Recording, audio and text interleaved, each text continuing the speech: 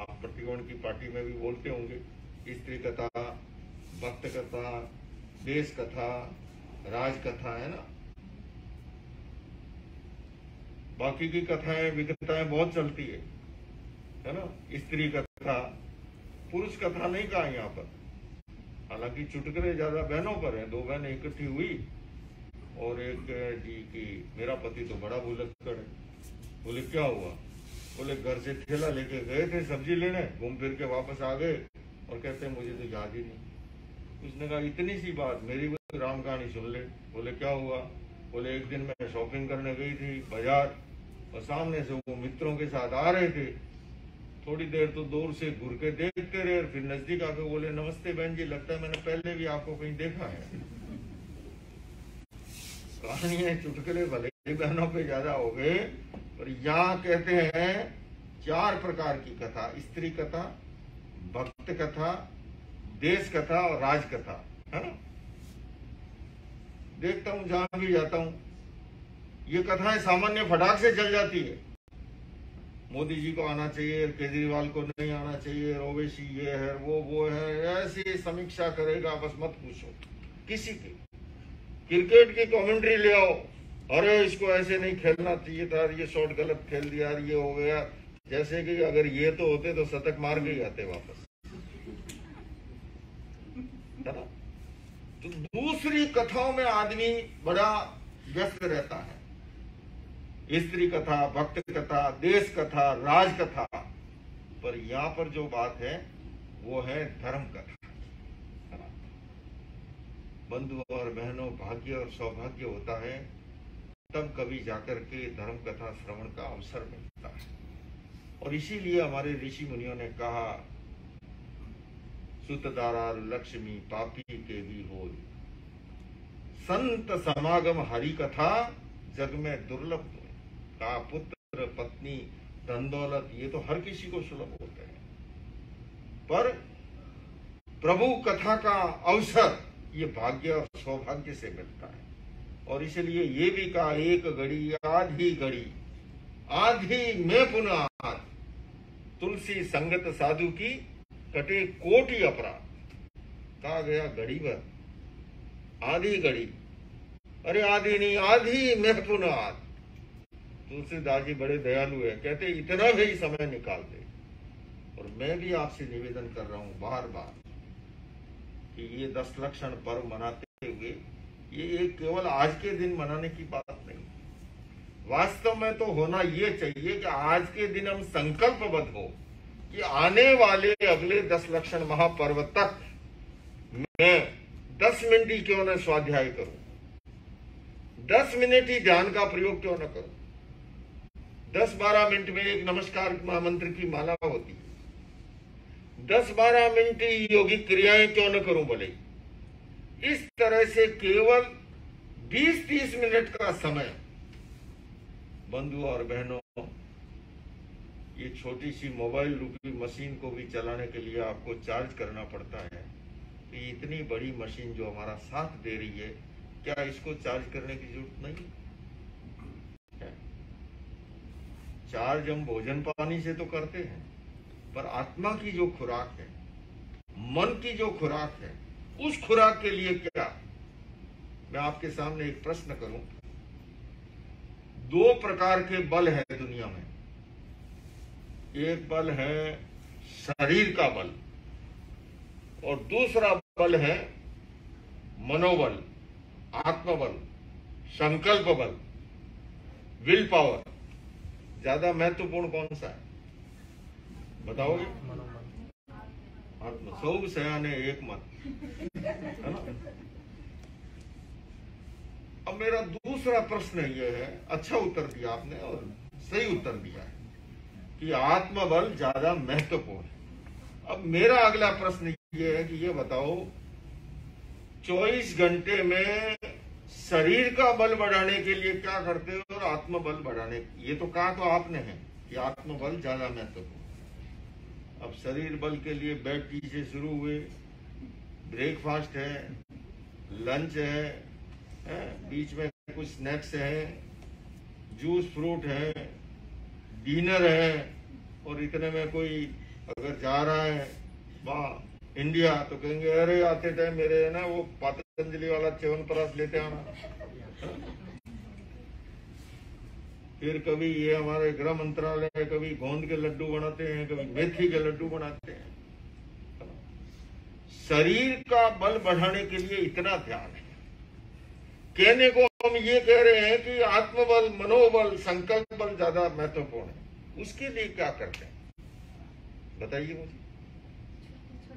ये मेडिटेशन जो है ये और कुछ नहीं है, ये हमारा मनोबल, आत्मबल, संकल्प बल, ये सामायिक, ये सारे साइंटिफिक सिस्टम है। अगर उसको विधि से करे तो, सामायिक भी विधि से करे, मेडिटेशन करे, इष्ट का स्मरण क्यों न करे, मंत्र जाप, ये सारे के सारे हमारे विल पावर को, हमारे आत्मबल को, हमारे संकल्प बल को बढ़ाने के सिस्टम है ना। एक योगी से पूछा कि सामने पहाड़ दिखाई दे रहा है, इस पर किसका शासन चलता है? तो योगी ने कहा जी इस पर हथौड़ी का शासन चलता है। लोहा चलता है तो पहाड़ भी टूटता है। पूछा लोहे पर किसका शासन है? तो कहा लोहे पर अग्नि का शासन है, अग्नि में लोहा भी पिघल जाता है। पूछा अग्नि पर किसका शासन है? तो बोले वैंकूवर में जो पानी बरसता है उसका शासन है। कितना ही दावा न लगाओ, पानी जब बरसता है तो उसको भी शांत होना पड़ता है। कहा पानी पर किसका शासन है? तो कहा हवा का। एक पुरवैया ऐसी चलती है, आए हुए बादलों को थोड़ी देर पहले कितना घटाटोप था और अभी हम पैदल चल के आए तो एकदम चटकदार धूप निकली हुई थी। उस पर हवा का शासन है। पूछा हवा पे किसका शासन है? तो कहा हवा पर जो है संकल्प बल के धनी का, चाहे तो श्वास को भी रोक लेता है। ऐसे ऐसे योगी सन्यासी है ना, समाधि ले लेते हैं, है ना। तो सबसे बड़ा है वो है संकल्प बल। जीवन के अंदर कुछ भी कर गुजरना है, जब तक हमारा संकल्प बल मजबूत नहीं होता है, विल पावर मजबूत नहीं होता है, तब तक सिद्धि हासिल नहीं होती है। और संकल्प बल, विल पावर, मनोबल, आत्मबल मजबूत है तो बड़ी से बड़ी सिद्धि भी सरलता से उपलब्ध हो जाती है। तो बंधुओं और बहनों, महान उत्तम सोच दिवस के अवसर पर मैं निवेदन करूंगा, हम शारीरिक शुद्धि के साथ साथ अपने विचारों की शुद्धि, अपनी भावना की शुद्धि और अपनी चेतना की शुद्धि, और इस शुद्धि के लिए हम थोड़ा सा जीवन के अंदर मेडिटेशन को भी महत्व दें, स्वाध्याय को महत्व दें। और इन दो चीजों को, जो कि भगवान महावीर ने भी आगम ग्रंथ में कहा, सज्जाए सज्जान रहस ताइनो, है ना, अपाव भावस्तवे रहस, विशुद्धि जमचि मलेरियम पूरी कड़म समीरियम रूप मलम च जोड़ा। उन्होंने कहा विशुद्धि के लिए स्वाध्याय और ध्यान, इसमें जब स्नान करता है तो विशुद्धि को प्राप्त होता है। और उसके लिए हम जितना भी मन बना सकें, आने वाले 10 लक्षण पर्व तक जितना समय नियोजन कर सके, सबसे श्रेष्ठ है 48 मिनट की सामायिका कालखंड होता है। मान लीजिए नहीं कर सकते हो आप 24 मिनट पे आ जाओ, अरे प्रभु 24 पे नहीं 12 मिनट पे आ जाओ, पर कुछ तो शुरू करो, है ना। कुछ शुरू करोगे और लगातार निरंतरता बनी रहेगी तो निश्चित रूप से आप चंद कदम ही सही अध्यात्म की दिशा में आगे बढ़ जाओगे। इन्हीं शब्दों के साथ घड़ी का सुइया निर्धारित समय से आगे बढ़ चुका है। मैं प्रश्न उत्तर के लिए आपको आमंत्रित कर रहा हूं, क्योंकि प्रारंभ में भी कहा गया और काफी अच्छी जिज्ञासा है। मैं देखता हूं आज मध्याह्न में मैंने देखा बच्चों के भी इतने अच्छे अच्छे प्रश्न आए। आज हमारे जो पाठशाला के बच्चों के दोपहर को था, छोटी सी एज के बच्चे, और उनकी ग्रास्पिंग पावर देखो। माँ बाप बड़े चिंतित रहते हैं, अरे इनको हिंदी नहीं आती, English English English English English, और मैंने आज उनको इंग्लिश हिंदी में कहानी याद करा डाली, वापस दोहरा दी उन्होंने विजय जी के सामने आने के बाद हिंदी के अंदर, है ना। तो बच्चों में बड़ी ग्रहण शक्ति, ज्ञानशाला के बच्चों, उनके प्रश्न सुन के मुझे लगा ये तो बड़े बड़े मुंह वाले मर्दों को मात कर रहे हैं करके, है ना। तो इस तरह बहुत अच्छा लगता है। तो मैं चाहूंगा चाहे बड़े हैं चाहे स्टूडेंट हैं, अपने मन की कोई भी, देखो स्टूडेंट याद करते ही ज्ञानशाला के बच्चे आ गए जिनमें से एक ये भी था।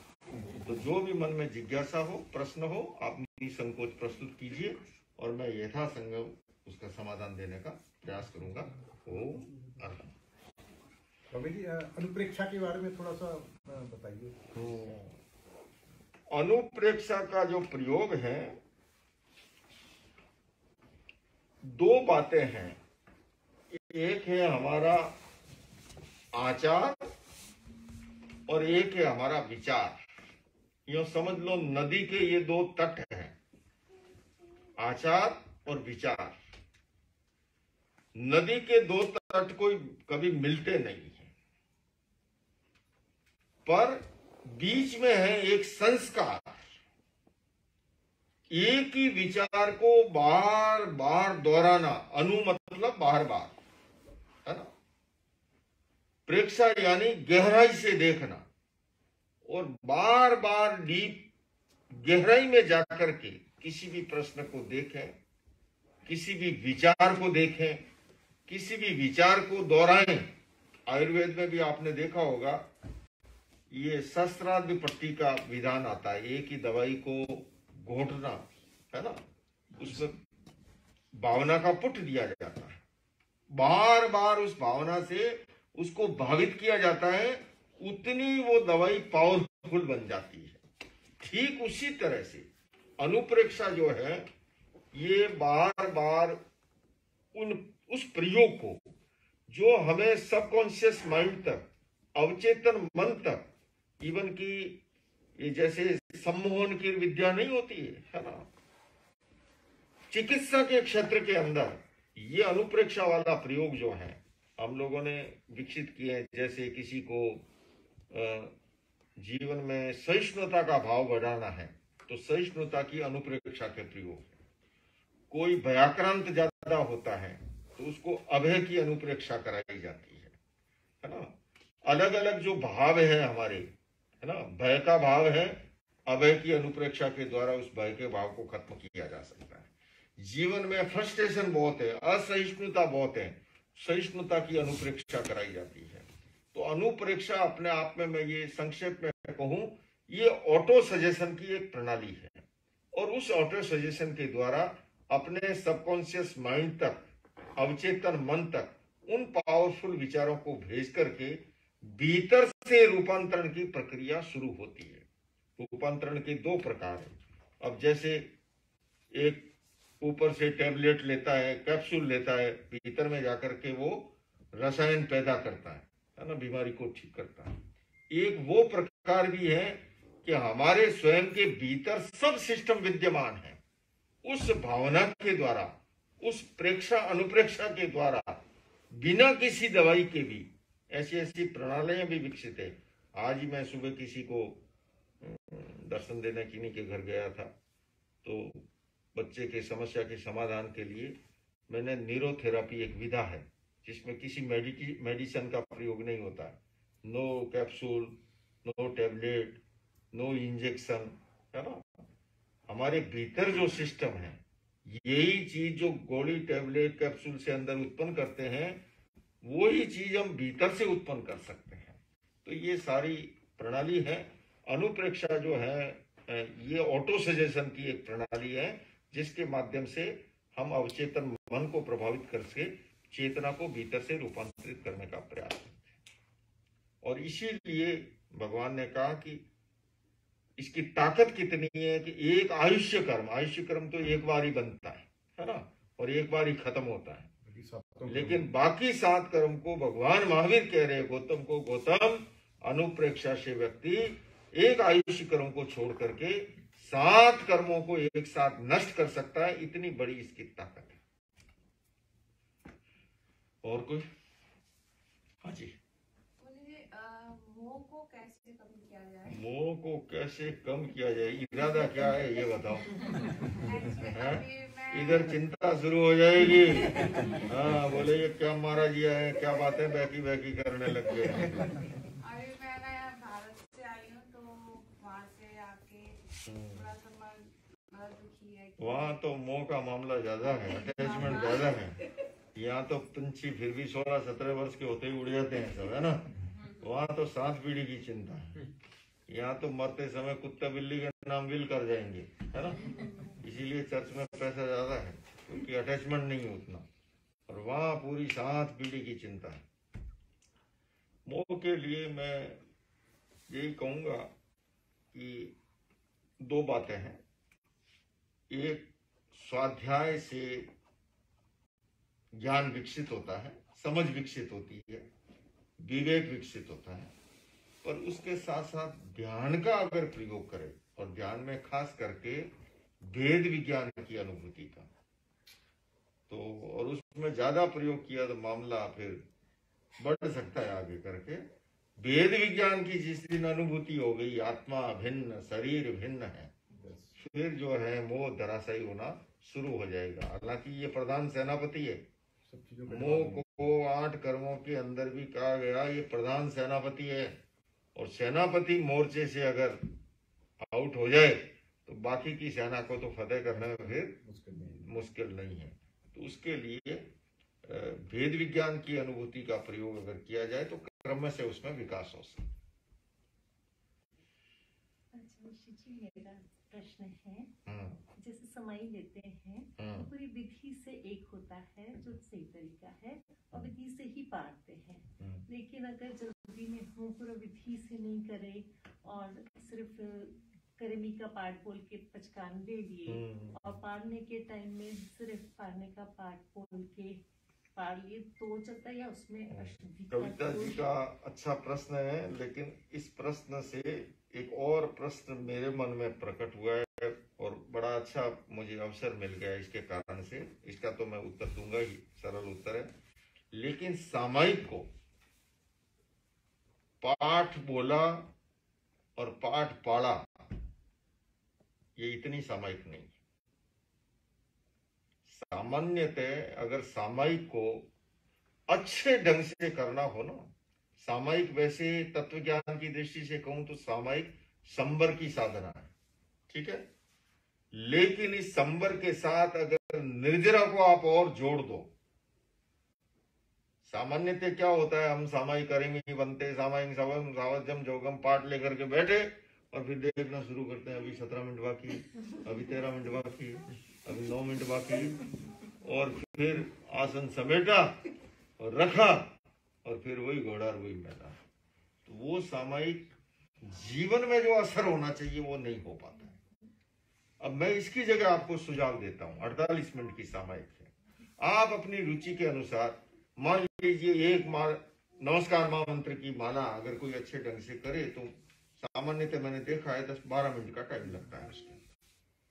12 मिनट के लिए 12-15 मिनट के लिए मान लीजिए आपने कोई मेडिटेशन का एक प्रकार डीप ब्रीदिंग है या अनुलोम विलोम है या कायोत्सर्ग का प्रयोग है, आपने कर लिया। 10-12 मिनट के लिए मान लीजिए आप अच्छी किसी पुस्तक को पढ़ सकते हैं। 10-12 मिनट के लिए 1-2 भजन का संगान कर सकते हैं और अपनी आत्मा को भावित कर सकते हैं।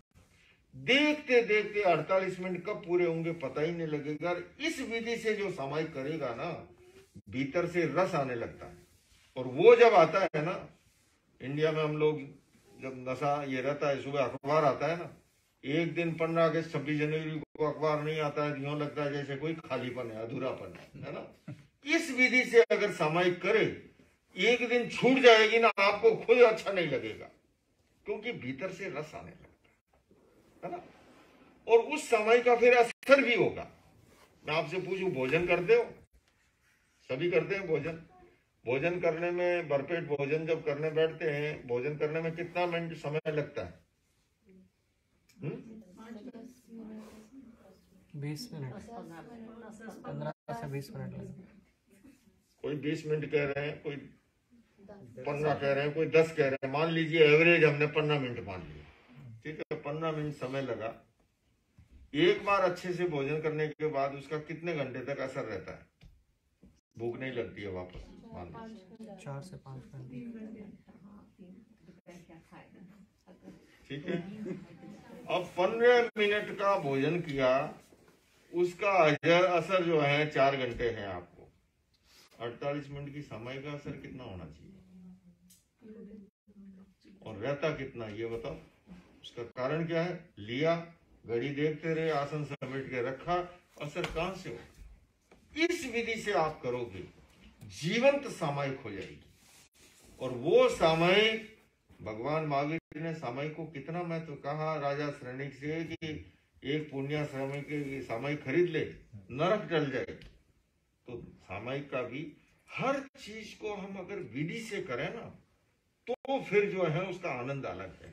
चाहे पूजा भी करें आप, विधि से किए, प्रतिक्रमण करते हैं, अर्थ के साथ समझ के करेंगे, उसका अलग ही असर होगा, है ना।